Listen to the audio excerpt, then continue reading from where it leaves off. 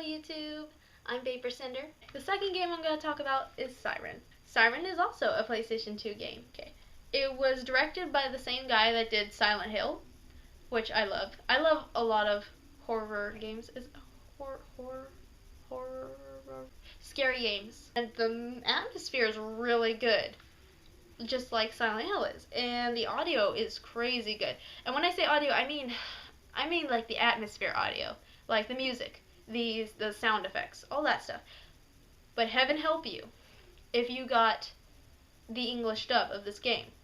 I really hope you got the English dub, because if you got the Japanese dub and you can't speak Japanese, you were screwed.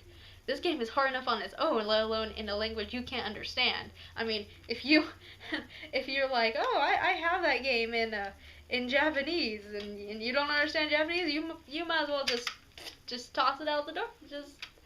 You might as well just toss it out the door. It doesn't matter. You can't play it.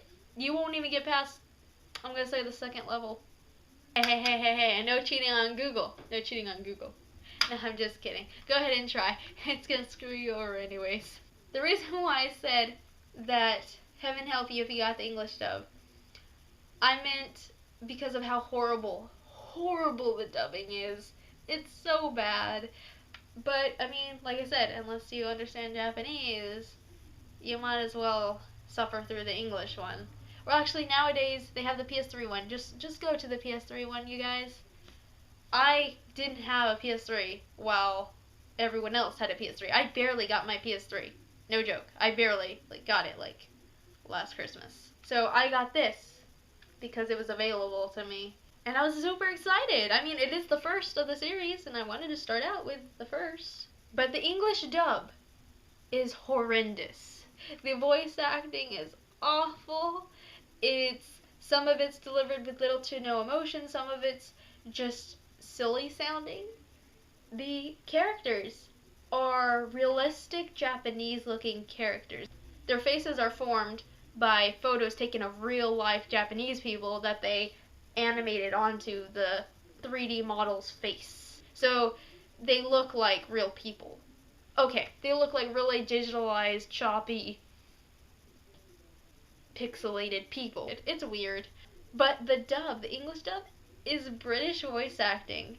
And it's just very funny and very amusing to see these Japanese people, so very obviously Japanese. They're from Japan, they're in Japan, and they have Cockney accents.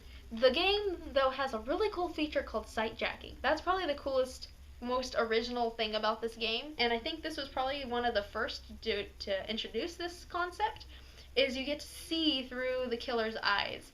And it's really creepy, really cool. The problem is you can't see these Shibito when you're sight jacking. And the thing is, there's usually a lot of them in the same area. So you're usually seeing through one's eyes, and you're like, oh, this guy is going that way, and thank goodness he didn't see me.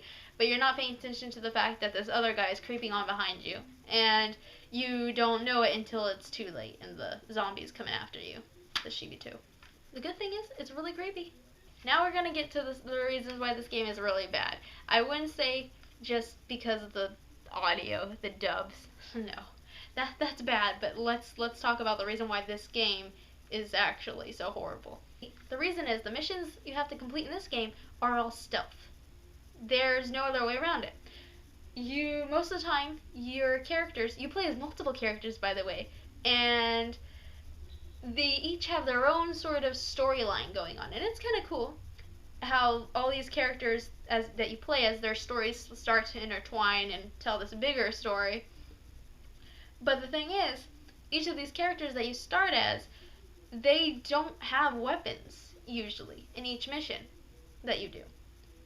You're just screwed. It's not like another game where you can just, oh, there's a rock, I'll just pick that up. It's not like Silent Hill where you're walking and you just find a pipe and you're like, you are my best friend for all time. You can't pick up anything, really. It's very rare that you find a weapon that you get to use in that game. Most of the time you're just sneaking around praying that they don't catch you. Because if they catch you, you're pretty much dead. You take about 3 hits and you're dead. And these things can be really alert. It's not like they just stand still and stare straight at the same thing over and over. They wander. They wander a lot, and they are sensitive to sound, and they're sensitive to light and any movement. You have to be like Solid Snake, except it's worse because Solid Snake had a box, and you don't get a box. And the other sucky thing about this game that's ridiculously hard is half the time there's hidden missions within your mission that you have to complete. So you could survive the first mission. They'll tell you what the first mission is. You could survive through the first mission, and it'll say mission accomplished.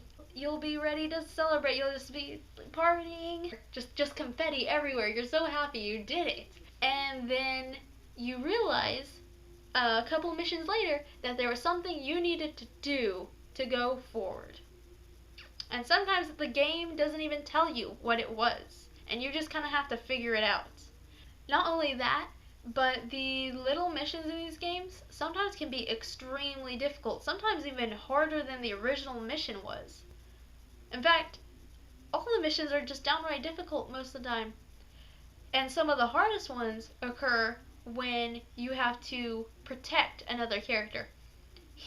Yes, it's one of those games where you have the annoying sidekick that does absolutely nothing.